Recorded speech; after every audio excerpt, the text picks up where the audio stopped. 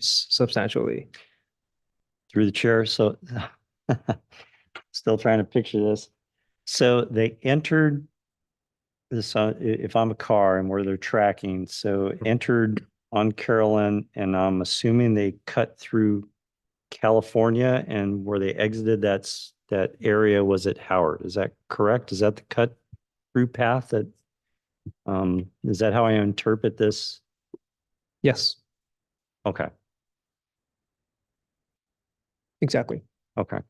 So the cut through path was actually California, it looks like. It looks like they were going around The avoiding, high school, or maybe they, yeah, probably the high school there, right? Because Carolyn's right where the high school is, and Howard is on the other side of the high school. So that's probably yeah. okay. Okay. Huh. So we included in the presentation because we knew you'd then have a copy that you can continue to digest. Or throughout this presentation, if you have more questions, we can go take a look. The other part of this, another part of this was a neighborhood survey that we ran through SurveyMonkey. And we didn't show the neighborhood this data. We just wanted to get their interpretation of what they're seeing in real life without being swayed by any numbers. We gave them 12 questions. Next slide. The first question is very generic. Did you participate in any of the previous Lion Hogue community workshops? 25% said yes, and the rest were actually new. Question 2 was, prior to the improvements, what were your major traffic concerns in the area? And the top 2, cut through traffic and vehicle speeds. The top 3 is pedestrian crossings.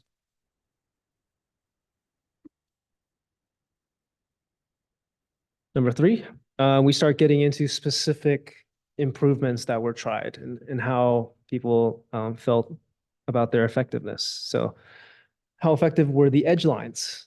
So we have a very effective, and a neither effective. And if you total the top 2, that's about 35% and 15%. So that's roughly half of the neighborhood feels that it was effective, and 30% are indifferent.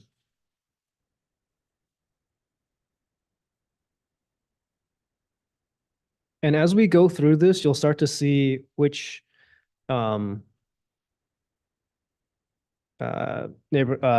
calming tools are more favorable. So this 4th question, how effective were road humps? So the very effective and effective columns are clear standouts. And so that's something we can keep in mind moving forward. Question 5, how effective have painted median islands been at addressing your concerns? This is a pretty even distribution. So, between effectiveness and being not effective and having no impact. So something to keep in mind. Those were painted median islands. Median islands are in the center of the roadway. Question 6, how effective have the mini traffic circle been? We have the combination of very effective and effective totaling to about 50%. But then we can note that the orange bar for very ineffective is a little larger than the other tools. So this one is a little controversial based on the feedback. Question 7, the Dwight traffic circle. We installed a large traffic circle that you saw on the title slide. That, looking at the very effective and effective choices, is almost 60% effective. Ineffective bars are very small. Question 8, how effective have the painted bulb outs been? This is pretty strongly in the effective majority. Not too many people think it's ineffective. Question 9, how effective have marked crosswalks at all-way stops been at addressing your concerns? So this is probably one of the strongest responses we got. Very strong, effective and very effective votes here. Question 10, how effective have additional red curbs been?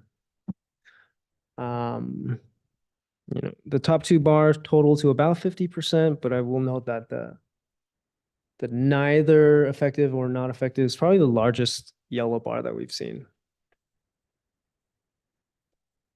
Question 11 is a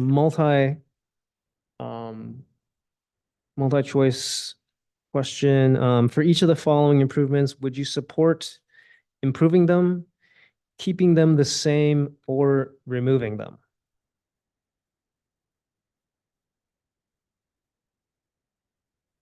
So for edge lines, a very strong blue bar for keeping them the same.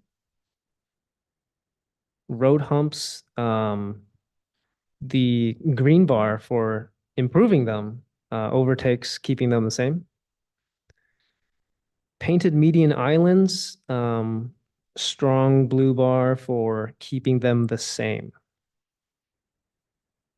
The mini traffic circles is very mixed. So far we haven't had, doesn't look like the benefit of the mini traffic circles was apparent. The Dwight traffic circle, very strong blue bar for keeping it the same. Painted bulb outs has a pretty strong blue bar for keeping it the same. Crosswalks at all-way stops, pretty strong for keeping them the same or improving them. And red curbs, very similar results. The last one was a painted bulb out that was strong for keeping them the same and some support for improving them. We got, should have mentioned this before, we had 203 responses to this survey. The last question to the survey was, is there any additional feedback you would like to share with us? So just opening it up for anything and everything that people had on their mind that we didn't cover. 158 out of the 203 participants chose to answer this question. In order to kind of aggregate what we were hearing, we categorized different responses. Some of them were a page long. So we summarized them into this kind of the general trend type table. I'll just go over the big ones. So out of the 158 responses, 31 mentioned speeding on Howard, Bayswater, and Dwight. And this is after the project. After all the improvements, 31 people out of 158 still mentioned speeding on Howard, Bayswater, and Dwight. 23 mentioned more speed humps.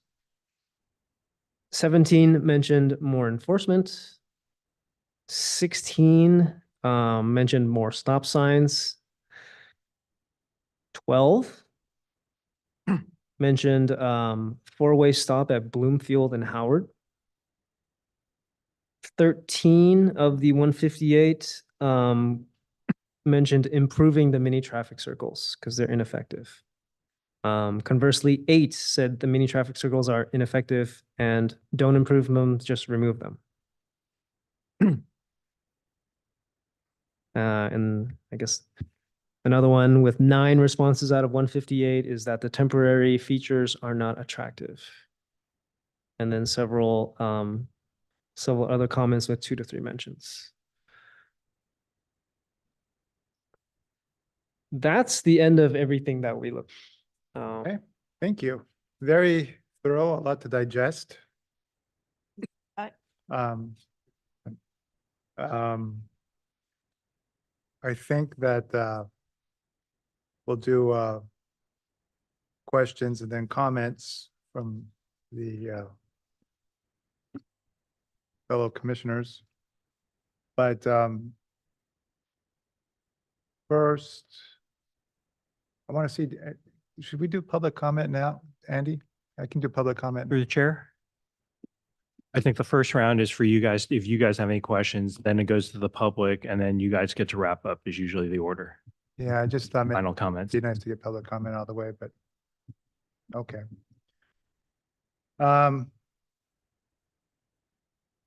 All right, so what I want to, one of the things, I don't know, I know you're a Lion Hogue person. That's all mine. You are too, okay, so you guys are familiar with it. I'm not as familiar with Lion Hogue, at least intimately enough to fully wrap my head around this. So one thing that I'm going to assign myself, and if any of you want to join me, or we can arrange it, I'm gonna do a little field trip out of the locations that I find most interesting in this report.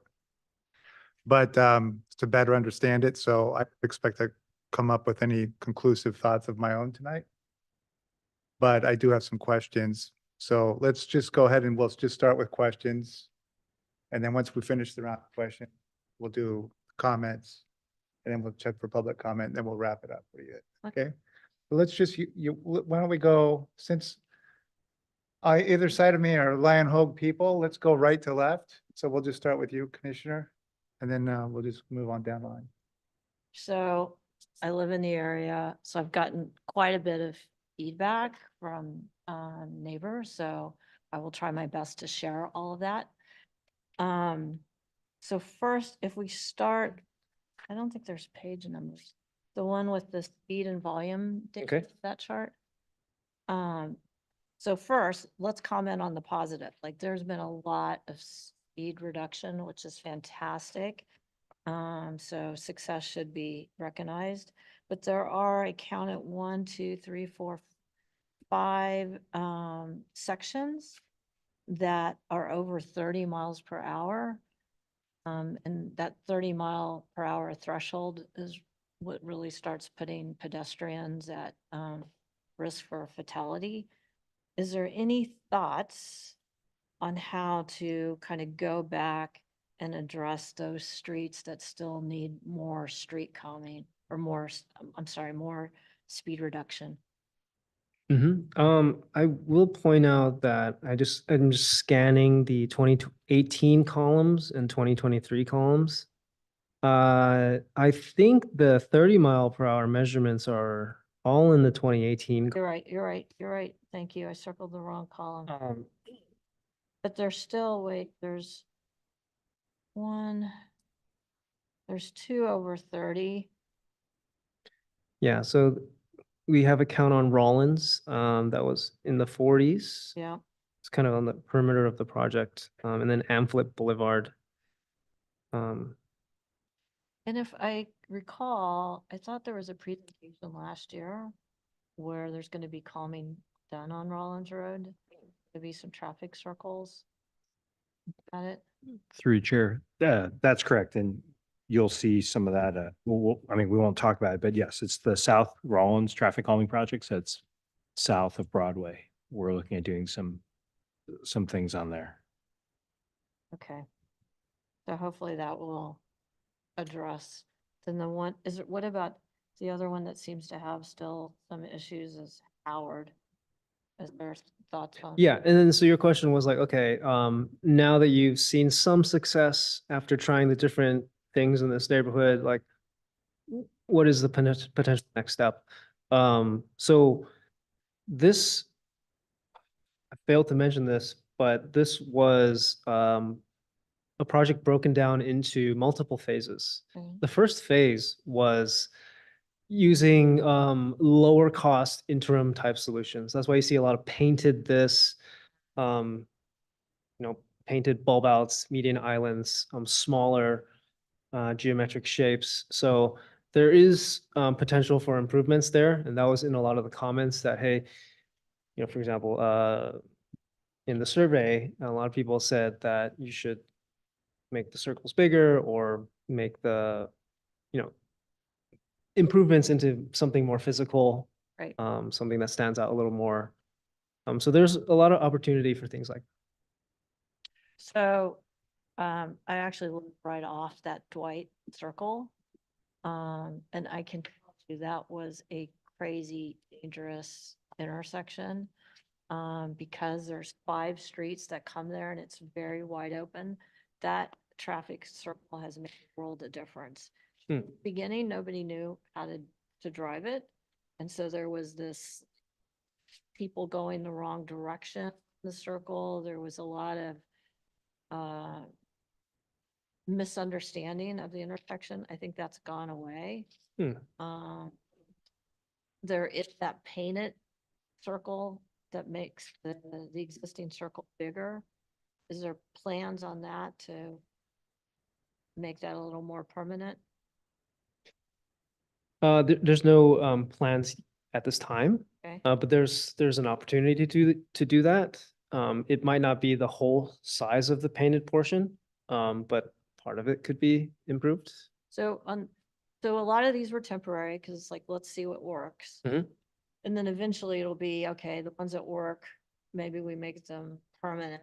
So is it keeping a list and then deciding which ones become permanent, or kind of what's the process to kind of get from where things are today to maybe making things more permanent? Yeah, I think from a high level standpoint, it's really managing, our traffic goals for the whole city and kind of prioritizing projects that way. So it's a budgeting consideration, is that kind of what? Part of it. Budget always has a part to play in it, but as far as prioritizing projects, uh, I think the logic you were going, I was like, okay, the temporary worked, like when are we going to do, Yeah, a more permanent version? I think that depends on, you know, other areas that might benefit from, um, their phase 1 per se. so I would say, just because of listening to my neighbors, if anybody, if they had a sense of like when those things might be considered, that would go a long way. Just Oh. having a sense, because everybody knows not everything can be done, but having a sense of how it's going to, when it could be done and how it's going to Mhm. be happy about. Yeah. A little larger project like making the Dwight Circle into a permanent structure might have to be its own project that comes up through the typical priority identification. But we also have yearly funding already programmed for traffic calming throughout the city. So that could be used. Some of it could be used to upgrade some of the Langhove features. But again, it's based on priority. Right. So. The other one that that I hear often, and I think it's why you're seeing that, that confusion on the mini circle, Mhm. is a couple reasons. When people come up, it's a 4-way stop and there's a mini circle. They're not sure if they're supposed to, how they're supposed to go around the circle because it's so small. The second thing that I've heard from people, and actually I would say this myself too, when I use that bike lane, because that's a street where there is the main bike lane. When you go into the mini circle, you've now pushing the cars and the bikes together. So the bike has a protected lane till it goes into the mini circle. And then it's forced to share a lane with the car, which obviously is not ideal. Like you pick that street because you've got the protected lane and then every intersection Yeah. out of protection. Yes, that's definitely something we'll look into, trying to keep them clearly separated as they go through the intersection. Right. Yeah. The other thing that I hear from the neighbors all the time is on Bloomfield, there's those 2 dips in the street. Okay. One is at Vernon And I think the other one is at Burlingame. Burlingame, there's a stop, but at Vernon, there's not. And so it is a loud, I can't even begin to tell you how loud the bang is, about, I don't know, 20, 30 times a day. It's pretty, and there's a sign that says dip, but it's under the trees, so the cars, and a lot of people are using that as a go through. What do you guys call it? Cut through. Cut through. Thank you. And so they don't know that street's there, and it is crazy how loud that is. So that's the other. Yeah, yeah, no, we can look at maybe the sign placement and maybe some additional markings. And then the other thing that I hear all the time is around, everyone loves the painted crosswalks, and the more crosswalks they can get for their kids, the happier they are. How do you guys determine where the crosswalks go? So, we made it a city standard, starting with Lion Hogue, to apply crosswalks on all four legs for always stop locations. And part of that was twofold: pedestrian safety, but also bringing attention to the always stop intersections, which, and the feedback that we had heard from residents was that they couldn't really tell the difference between one intersection to the next. And I think you remember in one of these responses, how effective have the markings been for the always stops? And it was like one of the strongest. Could put one on every intersection, and everyone would love it. So moving from the always stop locations, how do we decide when to mark a crosswalk? There's guidelines set by the state, and you have to look at things like how many people are crossing and how many opportunities they have to cross, which depends on how many cars there are. So it's always at always stops. Otherwise, it's the number of cars that pass and the number of Yeah, number of cars and number of people. cars and number of people. Okay. So to explain it simply, a location might have 50 pedestrians, but if there are very few cars and many opportunities to cross, the guidelines wouldn't necessarily dictate a marking of a crosswalk. Okay. And conversely, if you have just enough pedestrians to show some decent interest in using that path and no opportunities to cross because there's so many cars, then you might want to mark the crosswalk and enhance it as necessary. Okay. I will feed all that back. And I just have one last question. I'm sorry. One last question. How was the speed taken? How are the speeds taken? Yeah. These are manual counts, so we have a consultant that lays pressure hoses across the road connected to a little computer, and it counts for 3-4 days. Okay. Chair? Mhm.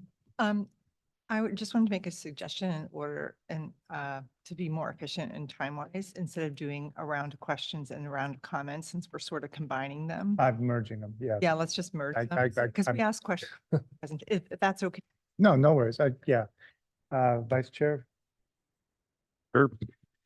Mr. Sy, thanks for the report. I've been at Lion Hogue for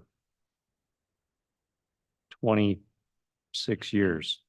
So this is a very, I don't want to say overdue, but it's very well received. I've seen some really good things and some things that maybe could be improved a little better.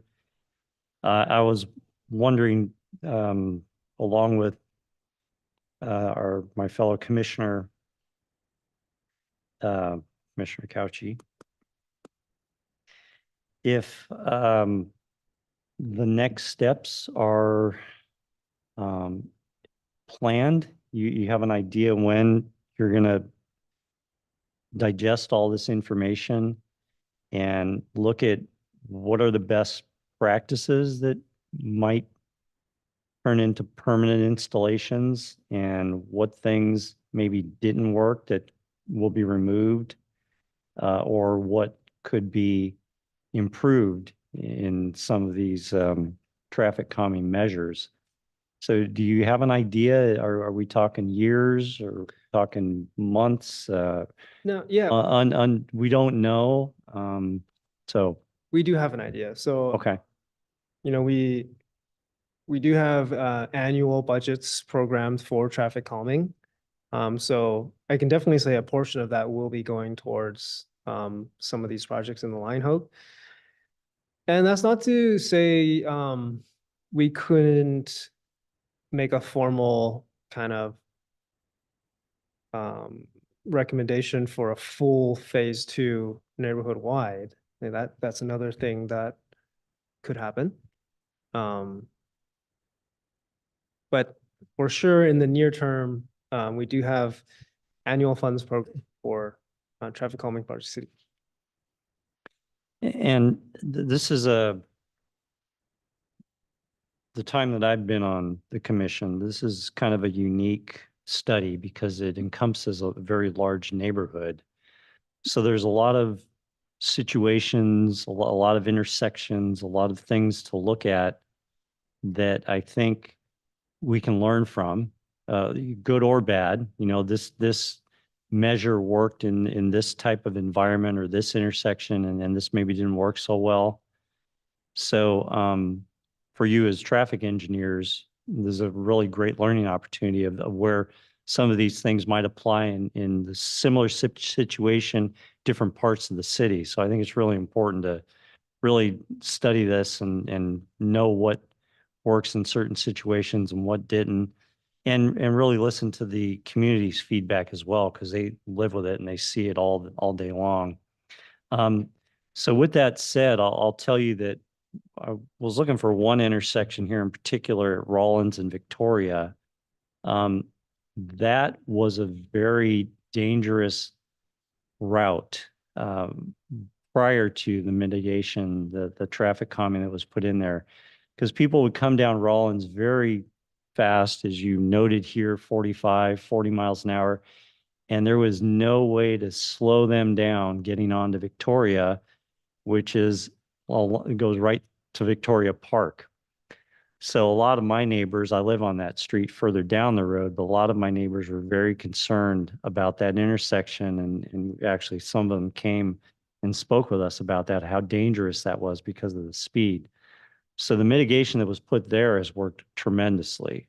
You know, they're just temporary pylons, but having to make that bend around those pylons has really, really helped a lot. So that's a really fantastic traffic calming. And I think I've seen something like that in maybe back on at Dwight or one of the other intersections coming off of Rollins to slow things down as people get into that cross street there. Yeah, So, so that's a temporary bulb out. yeah, You know, with paint and delineators. A more permanent version would be, yeah, you know, build out maybe with delineators as well. yeah. And I'll say that it's not shown in this data. You wanted to see it. It wasn't here Yeah. because there we you- gathered the data in 2018 before the scope of the project.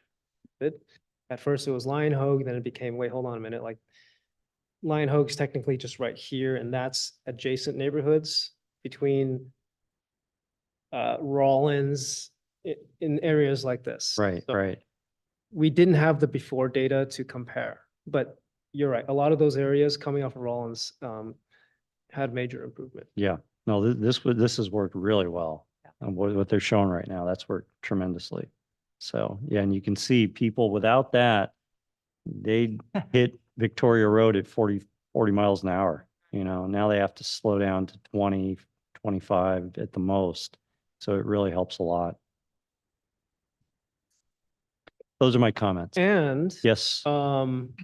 this area may fall under the project that Andrew Wong was speaking about, Uh-huh. Rollins Right, South of Broadway project. right. Okay. Commissioner Israelit? Sure. This has been really a pleasant surprise to, first of all, see how effective all of the changes have been. And though people didn't necessarily feel that the edge line painting was, very effective, that's sort of easy to not realize how effective it is because it's a visual thing and combined with all the other interventions that you made. But I actually think it's been, I think it's been helpful. It's just hard for people to tease that out from the other interventions. And it's really awesome to have that data, to have cold, hard data to show what has worked and how well. So I think it's great. I don't live in Lion Hogue, but I drive there through it at least 4 times a week. My only question, comment, combo are that I'm familiar with that I wasn't sure worked super well is the little mini circles on Howard at Victoria and maybe even at Stanley. If you are traveling southbound on either one of those streets and you want to turn left onto Howard, as you guys know, I have a car that drives somewhat like a minivan. It just has a wider wheelbase. And it's actually really hard to see and make that left turn quick enough that I feel like I'm getting out of the intersection in time to not get hit.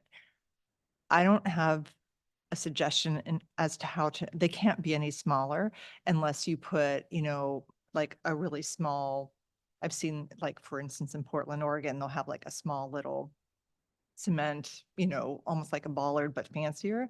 Yeah. I don't know what the solution for that could be, if there is a solution. I just wanted to point that out because if you do drive like a pickup truck or a minivan, it's pretty hard to negotiate making a safe left-hand turn. So if you guys could just look at that before we would do anything more permanent or cement. Yeah, so in order to address the mini traffic circles, we would need to do some research. And you did see that it was mentioned many times in the feedback. Mm. Some people said mini traffic circles weren't working, we should remove them. Same amount of people said that we should improve them. Mhm. And the challenge with that is that these intersections aren't that big. You can't make the circle, you have limits to how big you can make the circle because you also have delivery trucks turning in and out of the streets. You have cars that drive like minivans that also have to navigate those turns. So it's very challenging to find a size that allows for everything.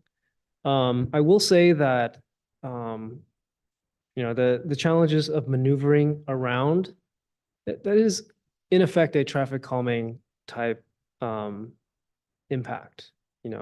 When you see vehicles navigating through the intersection, you're gonna have to slow down and wait for that to finish. So there are benefits to, Thought of that too, but in the instance where you're making a left turn, it's almost a little bit like you're kind of hanging out there a little. It made me feel a little unsafe as a driver. But I know what you mean. I like having them. I do think it's traffic visually, it triggers people and then it does cause some maneuvering and it calms traffic. I do understand. yeah, the circles we're definitely going to be looking at. Okay, great. That was my only comment, Okay. other than praise for how I'm just so happy that it works so well. So kind of like, for myself, it's sort of what I alluded to at the before we went through the questions and comments. I'm not familiar enough with Lion Hogue as a driver or with the particular intersections to completely wrap my head around these results. But one thing that I'm curious about is the speed survey. I think it was the cut throughs.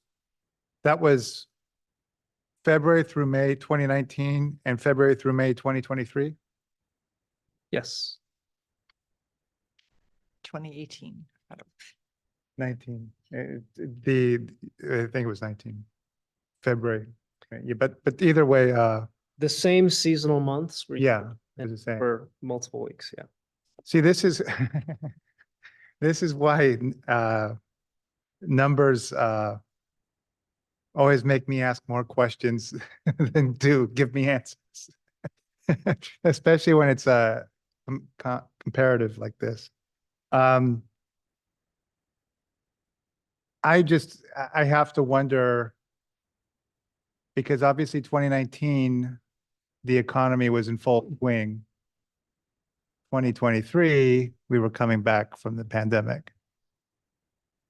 So I just wonder where, that could be an ever-changing number going forward. But I'm gonna dig into this some more on my own, and then if I get any questions that I feel like I need to bring up before the commission, I'll ask Andy to put something on the agenda, but otherwise I might just send you a couple of emails asking you a couple of questions and study it myself. But it does sound like, judging by the two Lion Hogue residents, that there's some satisfaction here, which is definitely a great indicator. Okay, so public comment on this item. No emails and no hands raised. Okay, so seeing none, any further final comments from any of my fellow commissioners on this one? Thank you. Yeah, thank you. Thank you. Yeah, it's All right. great work. Oh, and I do also want to reiterate what Vice Chair Martos said. This is a great, this is a great opportunity for all of us to learn about what might work in other parts of the city. Yeah, and we definitely took a lot from this project. This was the first neighborhood that we implemented the trial road humps. And since they went in here, we've already installed them elsewhere in the city. So, and other things. Excellent. Okay, so now we'll move on to item 6B, TSPC Bike Ped Master Plan Project Selections for upcoming grants. All right. Thank you, Chair. As you mentioned, it's gonna be a little work for you folks. So in your packet, you'll also find an additional handout for you to use, but we'll go over it and see how you're supposed to. For again, tonight, let's just go to the goals. Tonight, we just want you to review a list of some of the priority projects that are in the Bike Ped Master Plan.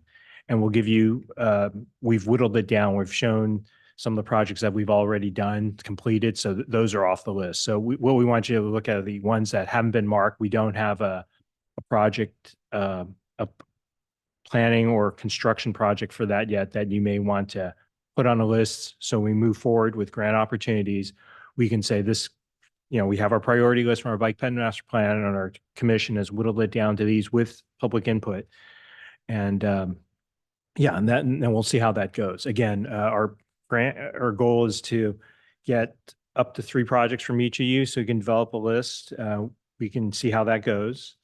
And then when we finally have the call for projects, we'll, like I said, take this list and share it with the folks that are the grant staff, and work with them and try to see which ones best fit their grant.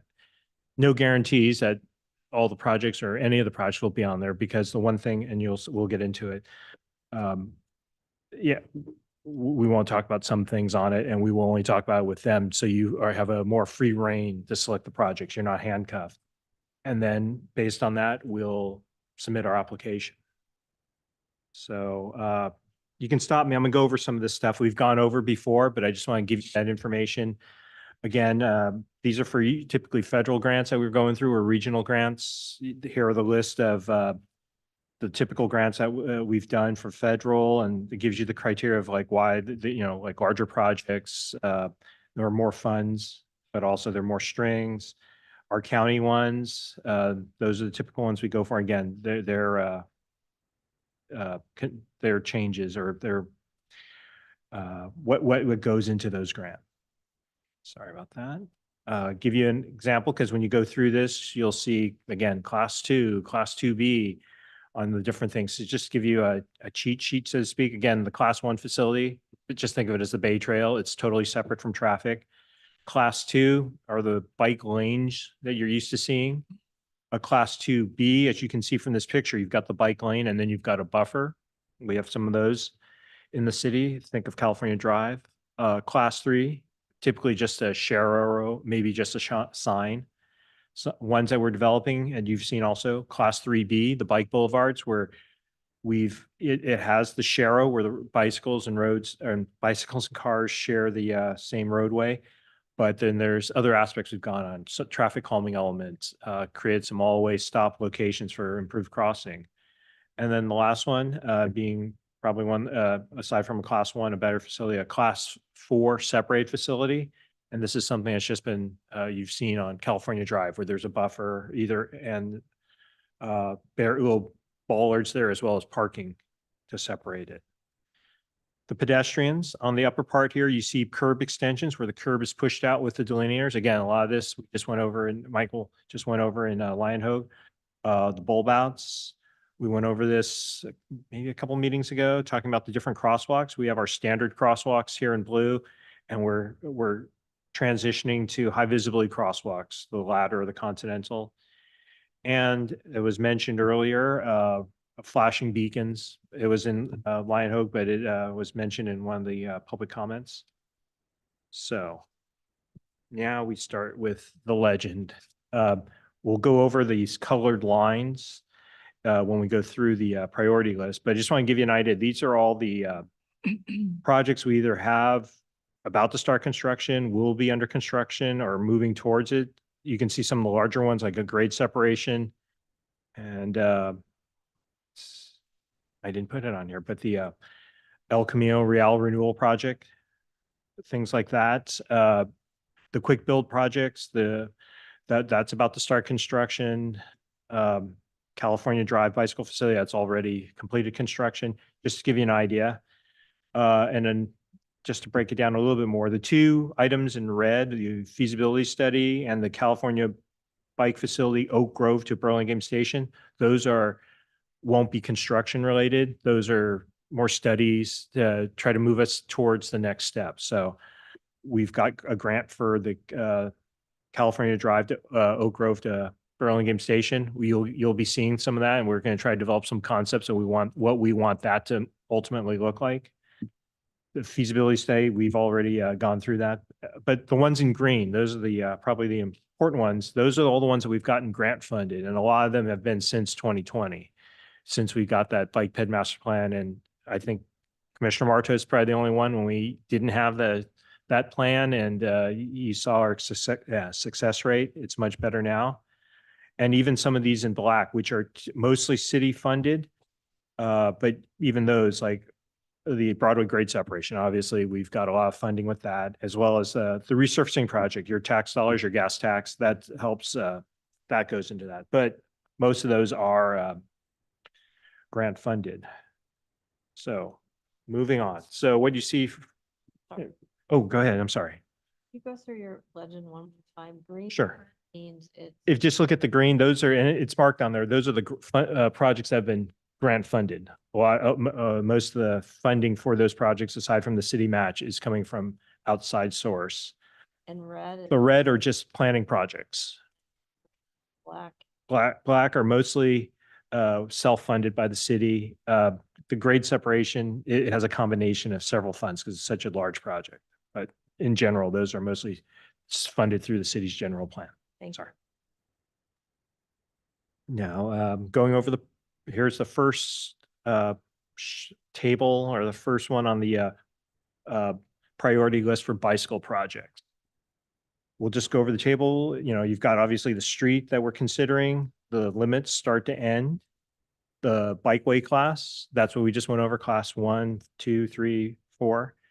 And then the priority, this is out of 10. So this is actually sheet 1. So 8.5 was the highest score a project got. And then the improvement category, it's, you know, it was determined, you know, is it a short-term project? Is something that's, you know, just striping? Is it they want a class 1 facility up against the tracks, which is more of an opportunity, a long-term project. So that's kind of gives you the idea. Through the Now- chair, Oh, can I ask questions? sir. The points, explain the points again to us. Is that probability of getting the grant, or Sorry. what are the points? Sorry, the points are when we went through the bike ped master plan, that was what the community ranked as the biggest, the most important. So, and the good part about this, if you can see the lines now, if you go back to the legend, that indicates which project that you can take that out, like California Drive, Oak Grove to Howard. That will be something I will look at as the grant project. The purple ones, those were the California bike facility from Broadway to Oak Grove. So you see the purple lines through that. That one's out. California, Howard to Peninsula, we haven't gotten to that yet. So that would be something that you might want to consider, and so on for all the bike facilities. I'll just drop through them all. Nice to see that this, from 2020 where it was blank to 2024, we're taking a look at a lot of these. Some, again, the ones marked here mostly will be construction. I just like to mark on sheet 4. Go ahead and cross that out, the top one. You have it marked as Caltrans, and I got a little overzealous. I saw El Camino Real, but it's, we've looked at that one through a feasibility study. Some of you may remember we did a look at Chapin between El Camino and Primrose. That project hasn't advanced. That to get that study was a grant fund, but I just saw El Camino and put Caltrans, but that should be the only. Sorry, cross that one out. Yep. Just cross out. Just cross that one out. You can consider that segment of El Camino, or I'm sorry, that segment of Chapin. So the whole first row. Yep, you can consider that. So it's just the 2 Caltrans, El Camino, Real, those 2 segments, and then Larkspur, Morel, Caltrain. That one is something that the grade separation project is considering. Pedestrian ones, same type of thing. Here, you have a little bit more detail on what that recommendation is as type of project, enhance the crosswalk, add rapid flashing beacons. So if you look at these again, should have mentioned this earlier, the bicycle projects tend to be larger projects, a little bit more money, where some of the pedestrian projects are, base and intersection, we can do a little bit more sooner if it's just striping related, or it's easier focus on one intersection as opposed to a corridor. But if you look at this, a lot of these have been knocked off, or we're looking at as part of the El Camino Real renewal project. We're going to try to address those locations that they do. Because a lot of the project is the ability to cross El Camino. Yes. May I ask a question? So if it says the Caltrans, does that mean Caltrans is going to be responsible for implementing that and therefore would not be one of the ones that we would rank? We're aware of it? We're aware of it, that we're hoping, and we've made comments. Right now they're 35%. And so we've made comments alluding to, we need to do this type of work there. So the El Camino Real project, cross your fingers, but this is what we hope will be this improvement will be accomplished in that project. So you don't have to worry about this one. Thank you. And so, yeah, this one's a little nicer because there are many smaller projects. Sure. Yeah. Sure. But one comment on that. Sure.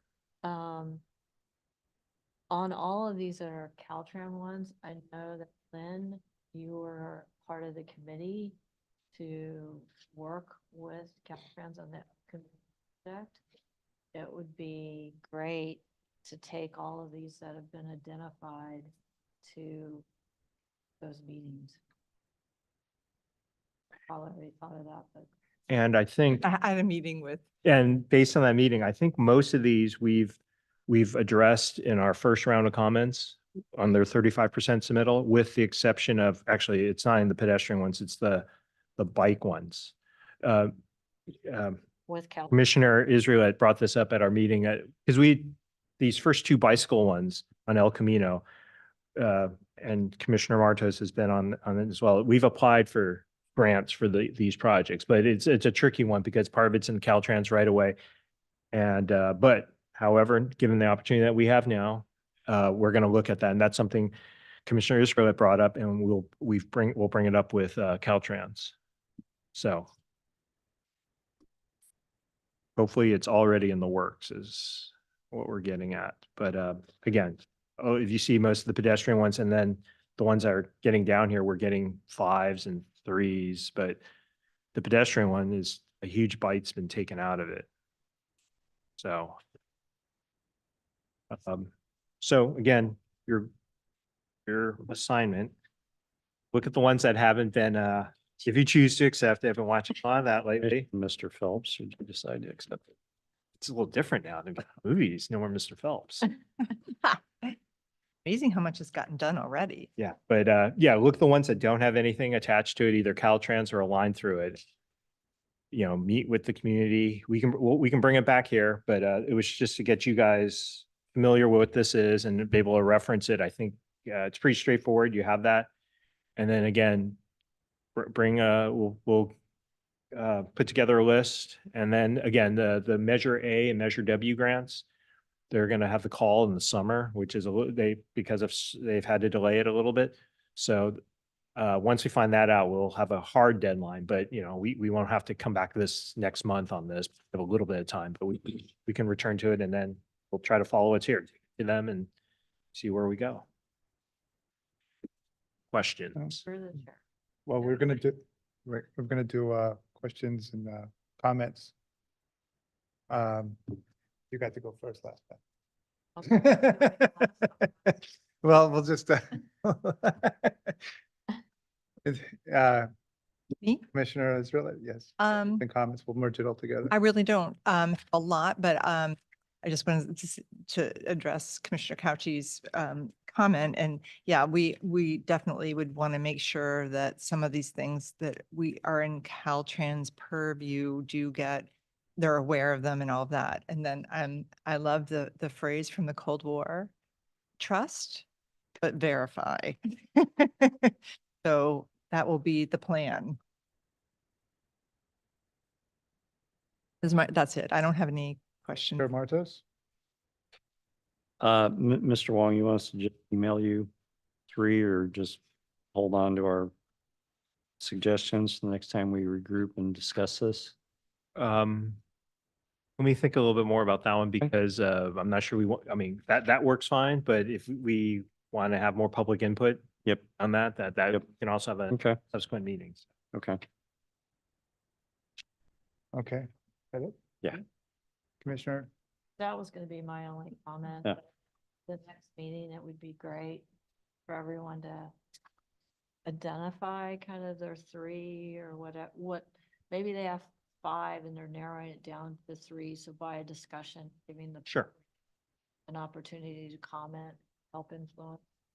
I won't be at the next meeting, but I certainly will provide you with my 3. And we'll get back to you on that. There's a little thing we have to talk about at the end of the meeting. Chair, can I ask a belated question? Absolutely. Thank you. Mhm. So I just want to clarify, we're going to be getting public comment. Is that going to be at a Teaspoon meeting or is it going to be a public venue like we did with Lion Hogue and stuff? I just, I don't, through the chair, I don't think we're gonna have a separate meeting. So like if you are out and about, no different than you've fired, yeah, I'm sorry, with Lion Hogue where the residents came up to you and you Mhm. talked about that you can do the similar. But we can also have a specific meeting for that. Again, put it on there saying, here's your list, and then we can discuss that list with the members of the community. okay, thank you. That's it. Okay. I think everybody, I don't really have any particular comments that I'm, other than to say it's great that to have a visual here where we can see the progress that's been made and what's coming up. And I think it's that kind of transparency is really good. And so thank you for the report. And thank you for the progress. And looking forward to the next steps. It's definitely a team effort. Yeah, from all ways in the entire department. So Yeah, we have a good team. Any public comment on this item? Okay, seeing none. We'll move on to item 6C, committee formations.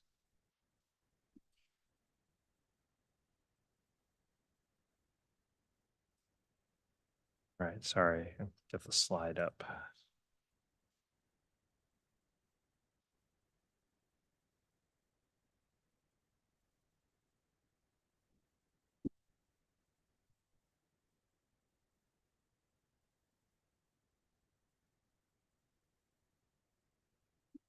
right. All right, through chair, again, carrying over from last meeting. We're the commission discussed annual priorities and then potential committees.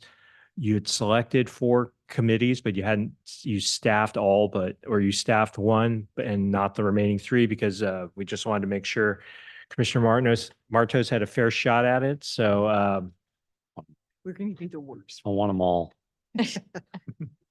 here are the committees, the BIS safety study, which will continue as a carryover from the last year's group with Israel and Ing, Hillsdale, Hillside. sorry, another city, Hillside Drive, safety and traffic calming, key performance indicators, KPI, I believe that was brought up by Commissioner Couchy, and then the Broadway pedestrian safety. So I've left, each committee has 2, so I've left it blank. Hopefully, I think there was going to be some discussion with Commissioner Martos, where some checked in with them to see which we wanted to belong to. So I leave it up to the commission to fill out it, and then yourself to appoint everyone at that point. Yeah, so what do you guys think? I will just go each of these committees one by one and see if we have any. Yeah, let's do Yeah. it that way. Okay, well, so the BIS is, we can check that box. Hillside Drive, safety and traffic calming. Who initiated that one? Me. That was you? Yeah, Okay. I would like to be on that one. And then I spoke to Commissioner Eng, and he lives over in that neck of the woods too, and expressed interest in being on that one as well. Okay. So we can. Anyway, okay, so we can leave that one there. Kind of yellow check. Make sure that Commissioner Eng is on board with that. And then the KPIs, that's Commissioner Couchy's subcommittee. Does anyone want to join Commissioner Couchy on that committee? I love Commissioner Couchy, but that's not my forte. So I'm going to pass. Put me there as a maybe for now. I think I might, I deal with KPIs and I have a great disdain for them. So let me think about it. And then I initiated the Broadway pedestrian safety. I kind of want to pull back on that one. It's at the moment that I brought it up, it seemed like a good idea. It's very redundant, in my opinion, because we already have some, Andy and his team, or, Mr. Wong and his team, they already have a project in the works along Broadway. There's also the Broadway specific plan that's in the works, and there's Vision Zero. So it's kind of redundant to keep looking at Broadway, in my opinion. If the rest of the commission and Vice Chair Martos, if you guys are okay with it, I'd like to just go ahead and sunset Table that or? it. I Okay. don't think we need. It was, I think the reason it was, I know you did suggest it, but it was also one of the highest priorities for all the commissioners when we did our priority list. That's true. But if you think that it's already being addressed through other work being done elsewhere, yeah. How do you feel, Commissioner Couchy? I have mixed emotions. And the reason that I have mixed emotions is because I do think there is a unique challenge with Broadway because so many vehicles use it as a cut through, and where it really should be a pedestrian friendly downtown, and it's not. And it's a challenge because of that cut through. And I think incorporating Vision Zero and all the other things that are going on would be, I think it could use a little extra attention. I think the other challenge is that the business owners on that street think parking is really, really important. So you really just have a lot of conflict and difference of opinions on that street. I agree with all those points. I think that, what my thinking is, the reason I think it's redundant at this moment in time is, city staff is about to implement some new signage along Broadway, and eventually we're gonna have the beacon crosswalks. Through chair, that's correct. So first off, we're putting up the stag signs, and then we'll be moving to flashing beacons, because those are all, even though they're intersections there, they're all in controlled intersections between California and El Camino, well, Laguna, Chula Vista, Paloma already has them, and then Cappuccino. And then the other item maybe you might mention is it's not our department, planning is going through an effort with Broadway, where they're looking at those options of how to maybe convert parking to make it more pedestrian friendly so I wouldn't want to double over that, but we can I can see if if they need someone from our commission on to represent, or at least we can get some updates on that project, because I know they have a consultant on board, and they've talked to the business owners about the changes to make it to be like something similar in Burlingame Avenue, where it's more pedestrian friendly. So we can definitely provide updates on that, and I can see if we can get a little bit more than that. I mean, the other thing too, just thinking out loud, is there was some effectiveness in stopping the cut through in Lion Hogue. I'm wondering if any of that can be used. I understand it's a different street. It's not a neighborhood, but that is the challenge. We're trying to create a pedestrian friendly area that is used as a cut through. Sure. Yeah, and so that's also, I don't know if, I don't know if all the fellow commissioners are aware, there is a, are they calling it a CAC, I think, Citizens Advisory Council Committee, for the Broadway specific plan. And so they're looking at redesigning Broadway completely, like just completely over. So if you're aware or not aware of that, I'm actually on that. Okay. And so, again, it's, Well, yeah, so my thought is that I'm kind of we're addressing a lot of these, issues on Broadway through that. And then Vision Zero most certainly is going to target Broadway. I mean, it has to. So, and again, we can initiate a subcommittee here anytime we feel the need to do it. do you not feel, I mean, a subcommittee is supposed to really have a task Mhm. to accomplish. My only fear is that this topic might not get addressed, like it would be if we had a subcommittee that was more like a liaison to these other subcommittees but address these issues from a teaspoon point of view with planning and the CAC and everything. Would there be value in still having a commission to help present Teaspoon's points of view as this develops, and also to report back to us monthly when we go through, the subcommittees to keep us updated? Do you feel that there would be value for having it in that? Well, and it sounds, and let me see if I understand what you're asking. You're thinking is that this subcommittee were to carry on, its primary task would be to just be a liaison with these other groups? And also to ensure that things from our point of view, from Teaspoon's point of view, I mean, we are sort of the parking experts. We did 1 million surveys that were painful on weekends. And I mean, we just have a different knowledge base and a different point of view than I know for sure than the stakeholders that are merchants and restaurants. We've actually sort of disagreed with some of those things, and it's been important. So that's what I mean. Well, Looking at it from our lens as opposed to. I keep falling back onto the Citizens Advisory uh, Committee.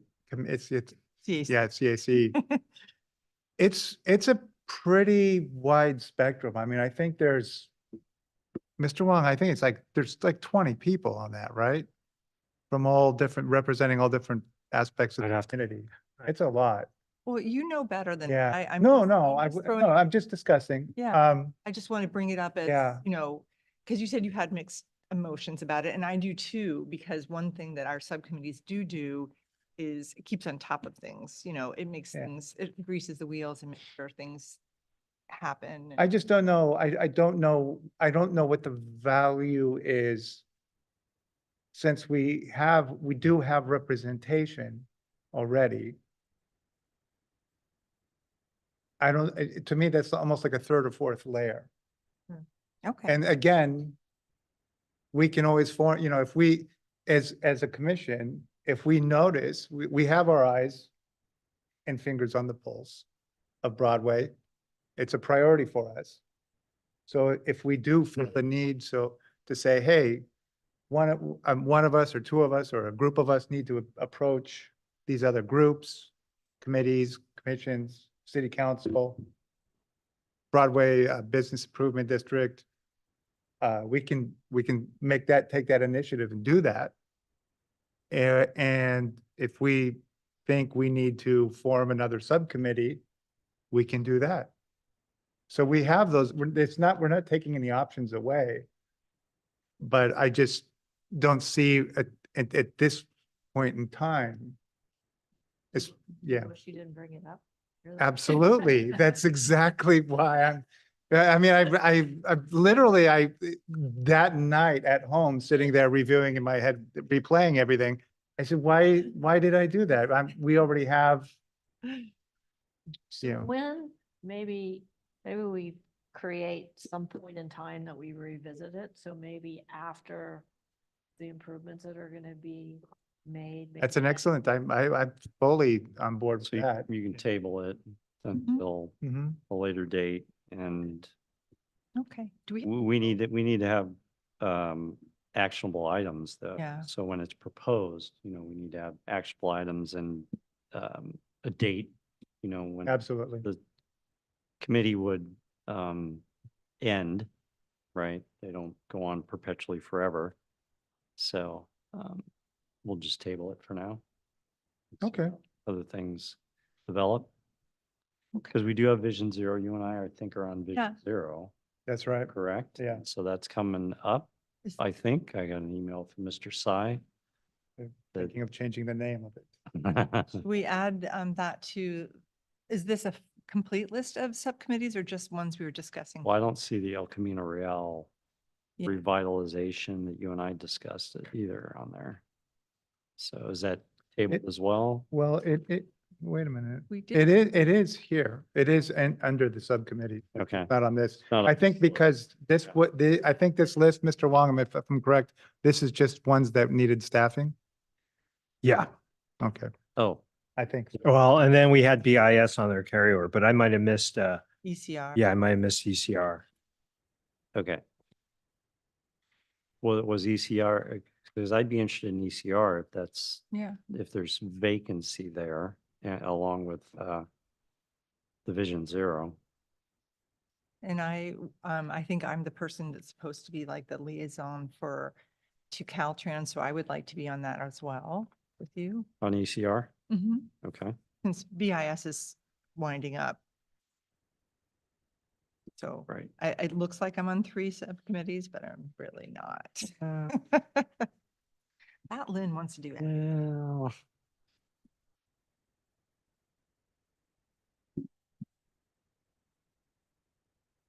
so the last one is ECR renewal, Mr. Wong, Yes, correct? thank you.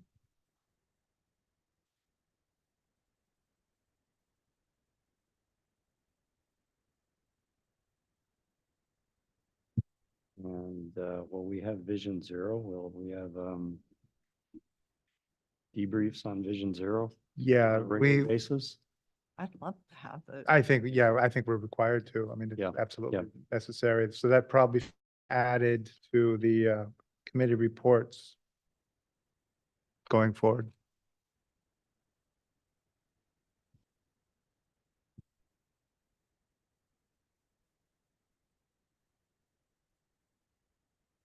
And just, you know, I mean, I must walk Broadway 2 or 3 times a week minimum. So I'm a one-man committee. Okay, so, do we have any further comments up here at the dais? Are we good? No, I think we're good. Okay. Do we have any public comment? No public comment. No public comment. Okay, seeing none. I guess we're prepared to move forward to information items. 7A, public comment related to informational items. Any comment? Oh, I'm sorry. No public comment. Okay, seeing none. We'll move to 7B, community group updates. No comments. Okay. Item 7C, engineering division report. Thank you, Chair Pellis. Just one for you, the BIS, that was something that was brought up. We've checking with staff, BIS staff regarding the improvements. I think they're going pretty well. Although we do, and the principal has also indicated that we still have a few folks going the wrong way. And Clarice, I think after the last meeting, we talked about putting back out the sandwich board signs out there to enhance the already permanent signs that are on the poles. And so they're out there. And I guess they've been moving. Commissioner Israelite has seen them move. I've moved them back. So we'll check it periodically and make sure they're out there. But they do have permanent sign. And then there was an update requested, and Corporal Morel will be able to give you a little bit more. But he's been out there since then. But BPD has been out there. They've, as you can see through the report, that they've noticed. They re-educated a few of the drivers, and fortunately found most of them were related to BIS. So I've reached out to, again, in checking with the school, that we maybe need another re-education effort from both the principal send out newsletters, and then the PTA had worked with us, so maybe they can emphasize that as well. So we'll just try to keep getting the message out there. And then I believe Corporal Morel has a little bit more because he's been out there even more so. We've been doing more enforcement there the last few weeks. And so far, mostly just warnings at this point. Most of the violators have been parents for the most part. But as of this week, we've only had about a handful of people each day. So we're going to probably start doing the citations at some point with, seems that most of the people who do it regularly have been educated. Can I ask a question? Well, I'm just curious, do the parents feel that do they act like they were unaware or? Yes. Okay. Across the board. At Okay. least that's what they say. Uh-huh. So we're not sending them to re-education camps No, yeah, education consists of pointing the signs out, pointing the sandwich boards out, and then mentioning that they should receive some information. But so far, the parents say that they were not aware of the things, and if it's a normal route for them, then they don't check for new signage. Okay. I thank you for putting the time in to try and get this to be a new habit and for enforcing the new plan. Any other questions regarding this? Have we seen improvements? Is it less chaotic up there in mornings and afternoons? I'll do my subcommittee talk a little. Oh, okay, okay. Yeah, so I talked to the crossing guard who definitely, she's the one who's in charge at the top. She definitely notes that it's so much better. And I myself have driven by twice now during drop-offs, and it's still congested and slow, but it's orderly. I mean, it's really a marked difference. It's never going to be fast. Yeah. Although I did see, I was the one who called the police because there were literally like 25 cars going the wrong way up Clarice, especially as it got closer to the late bell and they were running behind.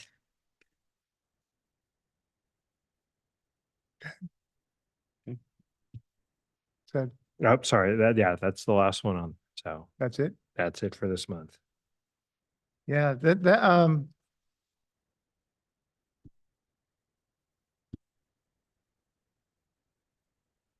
my thoughts about that, the school traffic is interesting. I feel like, I've noticed, I don't know if it's just because of what I'm, my activities here, involvement here, but I feel like I've noticed more kids walking and bike riding to school, an uptick. I mean, I'm not taking account, but I think with the e-bikes especially, it's really like, I'm just seeing a lot more kids on bikes. So I don't know if that's having an effect. It kind of blows me away. This is such a walkable city.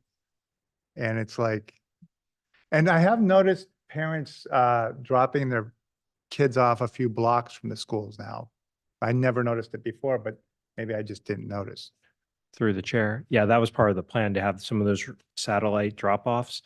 But for this one, I mean, given that BIS is larger than any elementary school, there are less kids being dropped off by car because when I was out there, they have, it may have been 3 buses. I think they have 3 buses, but there were at least 2 out there. And when that bell rang, it was like, folks running, kids running around me, trying to get, whatever bus. And within 10 minutes, the buses were all gone. It was not a ghost town. There were still people trickling out, but it wasn't the waves of people and chaos, again, organized chaos.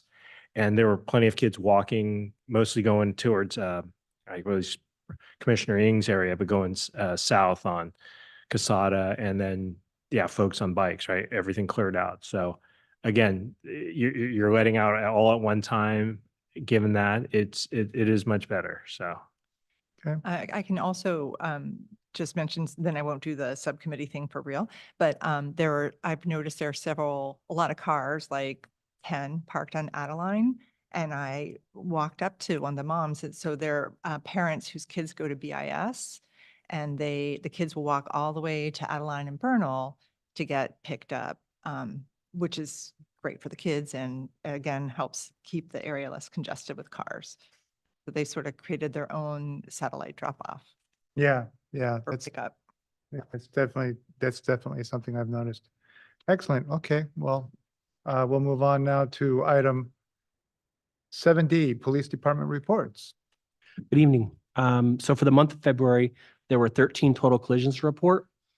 Collisions that occurred on private property, hit and run where no cause could be determined, or collisions caused by DUI, that's driving under the influence of alcohol or drugs, were filtered out and do not appear in this report.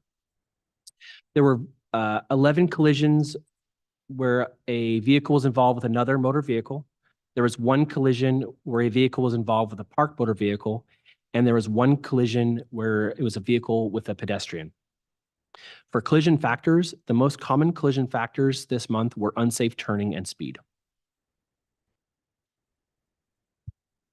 Okay. Commissioners, any questions, comments? Yep. Can you give us more information on the collision with the pedestrian? Yes, so this is Burlingame, report number 2400421. This would have been the intersection of California Drive and Floribunda. A vehicle was traveling northbound on California Drive, approaching Floribunda, and a pedestrian was walking northbound on the west sidewalk of California Drive. The vehicle made a left turn on a Floribunda Avenue as the pedestrian was crossing in the crosswalk, and the left side of the vehicle hit the right side of the pedestrian, causing a suspected arm fracture. Oh, my goodness. So the car was northbound on California, making a left onto Floribunda. Floribunda, and the person was in the crosswalk and There was, the passed. person was hit on the right side. So they were walking north? They were crossing north? So they had their back to the car. Mm-hmm, mm-hmm. Got ya. Is there an actual crosswalk there? On Floribunda there is. Through the They chair, were walking in the crosswalk, yes. through your chair, looks like there's not a marked crosswalk there. It is a crosswalk, but it's not marked. At all, no paint. No paint. How could it be a crosswalk Um, if it's not? Floribunda? Yes, I here. thought I looked at that the other night. Okay. So all, unless there's a barrier, all intersections, there, it's a crosswalk. You're able to cross there, but the difference is between marked or unmarked. I see. So that's, So that was almost Hmm. 10 o'clock at night. It's a Saturday night and yeah, it was 9:54 PM. What did the, well, I guess I can't ask that question. Does any- Go ahead. does anyone know what the lighting situation, I mean, I'm not familiar with that That's where or I was street light. heading. Yeah, I was the street lighting. let me, I might swing by there Yeah, on the way home. could have had a worse outcome. Got it. even. Hopefully I don't, like there is a street light Oh, I, around the, yeah. yeah. Well, The other thing that's interesting right there is there's a school there and there's also commercial property there. yes. Oh, the Montessori school. Yeah, Montessori School is there. Hmm. Since there's a school there, does that fall into a list where we should have marked crosswalks?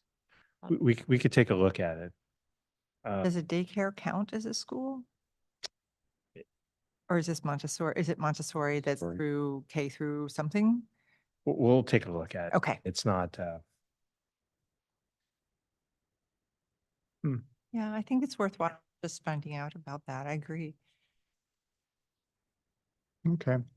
all right. All right. Any further questions or comments for the police report? My only other comment would be, I think that's another example of why we need to reduce the speed on California Drive. If you look at the calming that's been done on between Oak Grove and Broadway, cars go about 10 miles per hour slower. And so slowing those cars on California down so that when they make these turns, they're not driving at such a high speed going into a neighborhood is can only be a good thing. Good observation. through the chair. Go And again, since it's coming up, I only make the mention of this, that one of the grant opportunities we have is for a bicycle facility, but it's also, from Oak Grove to Burlingame Station. So that's next on the list. And you haven't seen it yet because you've seen the list. So we're trying to move through to get that to you, but eventually that'll come to you where we'll look at options to go there and we can talk about it at that point as well, as far as something further, but as far as the crosswalk, staff will look at that. Oh, you mean the crosswalk could become part of that? Or if something, the traffic calming aspect that you're talking about, we can look more into that because that's much larger to deal with. But as far as doing ourselves, staff can look and see if a crosswalk is necessary, or given the other things we've talked about is there. So I made a note of that. But the larger picture, we're talking about traffic calming, we can talk about that as part of the whatever improvements that we set forth that we're looking at for between Oak Grove and Burlingame Station. I think that's reasonable to look at that. That would be a part of continuing bike lane and creating. Potentially. So it could be, yeah, if it, again, we won't get into it, but if you have it on the street, traffic calming is obviously a huge part of it. But yeah, we'll discuss at that point. Were they, were both the driver and the pedestrian, were they both over 21? I believe so, but let me double check.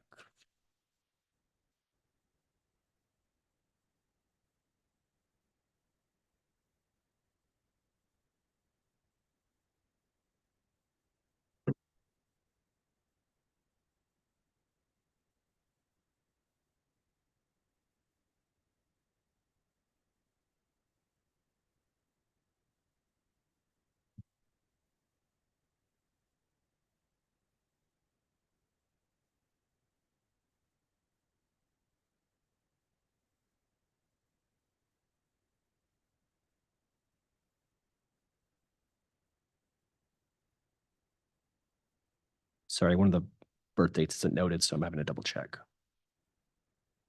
The pedestrian was over 21. You say was? The pedestrian was over 20. Mhm.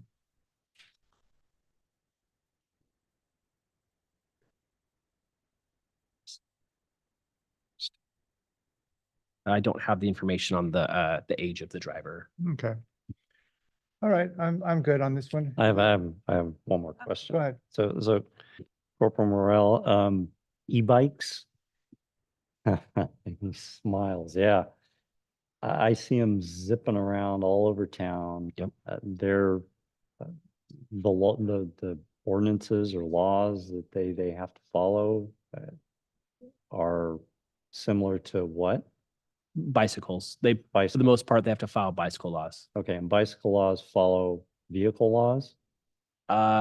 In some ways, yes. In some ways, no. In general, if the bicycle's operated on the street, vehicle laws, and if you're walking it, then you would fall under pedestrian law. So if they're riding it, they have to stop at a stop sign. If there's, well, they're supposed to stop at a stop sign. Yes. Any concern from the department on enforcing or educating, right? People that ride e-bikes, I think the concern, and do they need to wear a helmet? If you're under 18, you are required to wear a helmet. Okay, okay.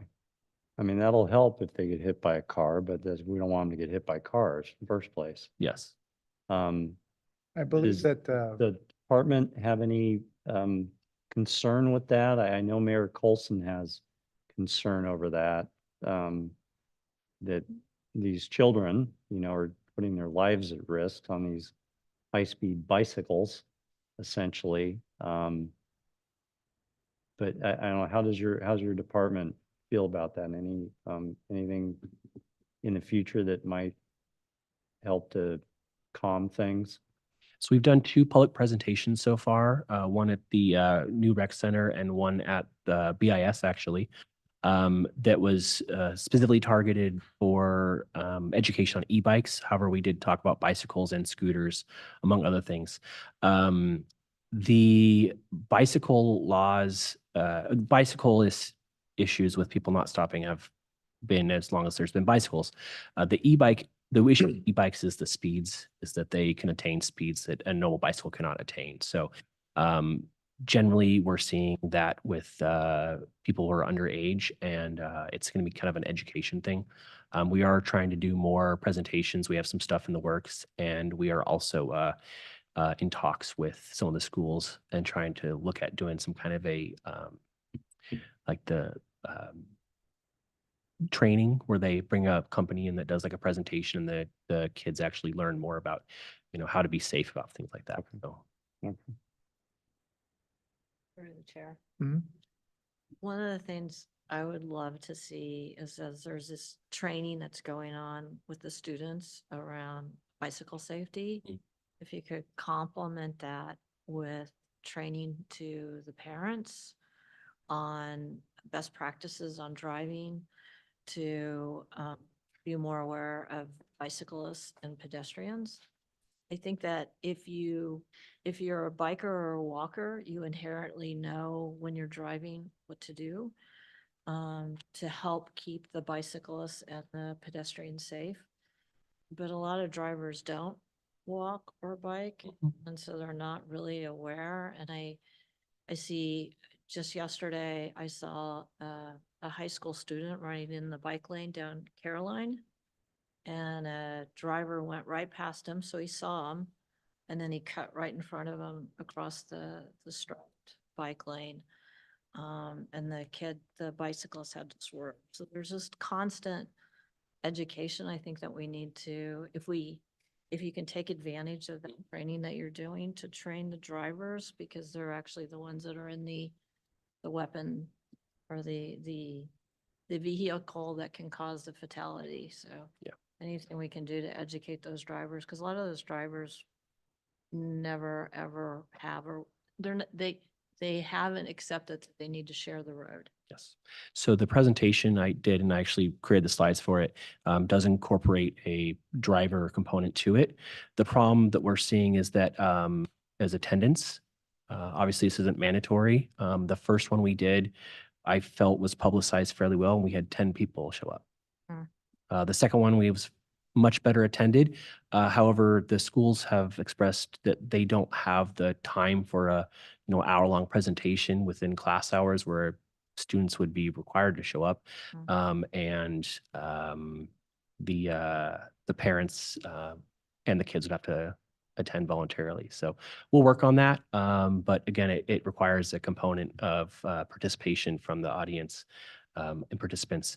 As far as like the violations, we are with the e-bike specifically, the speeds that drivers just don't expect somebody to be coming that fast as a bicycle. Right. And unfortunately, most of the e-bike collisions we've seen have actually been the bicyclist was at fault because they were traveling at unsafe speeds and doing things that they should not have been doing.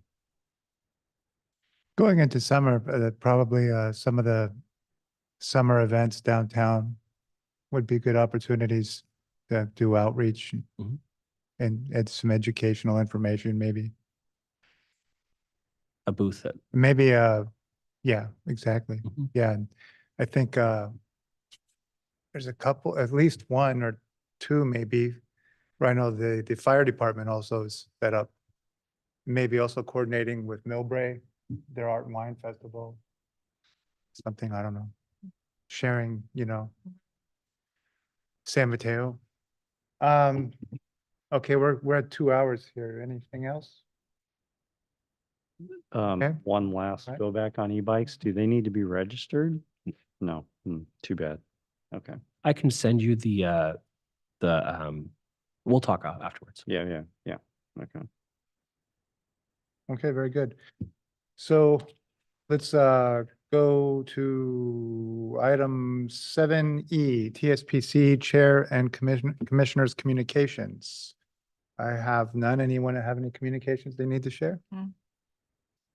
Okay, so we'll move to item 8A, public comment related to committee reports. Seeing none, we'll move on to committee reports. 8B, 8B, BIS School Safety Study. Addressed Really? previously. Covered that quite well. Thank you. And really, you actually do a really good job with that. So sincere thank you there. Thank you. On 8C, Hillside Drive, Safety and Traffic Calming. There's nothing to report yet because we just staffed it today. 8D, ECR renewal. We established that it's going to be yourself and Vice Chair Martos, correct? And see, I remembered off the top of my head. And item 8E, key performance indicators. That's going to be Commissioner Couchy and myself, most likely. And then item 8F, we're going to table, postpone the Broadway pedestrian safety, but it should be noted that we're going to continue to monitor the progress with Broadway very closely. It's a priority. Item 9, future agenda items.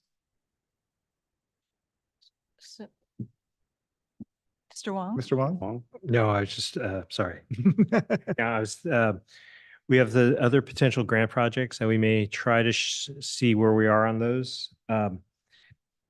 Trying to think, I have to look back at the list to see what other ones that we may have upcoming. Yeah, I hadn't gotten to that one yet, but I also wanted to mention that we may have to reschedule or postpone the April meeting because I will be my kids have spring break. So, yeah, we will be gone that week. So we can talk about it and whether there's on the what we have on the agenda. I also know that Commissioner Couchy will also be gone. I may even see her up there, but not the goal per se. But yeah, we could discuss that. But I don't have anything immediate right now. But we can talk about that, and if we need to postpone, that'll buy us some time because I do know that we will have we'll be meeting with the Occidental traffic calming project that we have. It's on here. That will be occurring. There will be a community meeting for that or neighborhood meeting for that over in the actually, I just saw over at the new rec center. So that's coming up. And then hopefully we're also trying to get the Truesdale Murchison Davis in April as well. Or hopefully we get in April, we have another community meeting to share with the options. So maybe we wait a little bit and when we have those, we can bring them back and you can we'll have the commission voice their support or hopefully support on the projects, and then we'll take it to council. But those are the first things that come to mind. But yeah, it's been a pretty busy week, and yeah. Very good. Future agenda items? Just should we add from the public comment that came at the end of the meeting? Through the chair. Sorry, I didn't want to discuss it.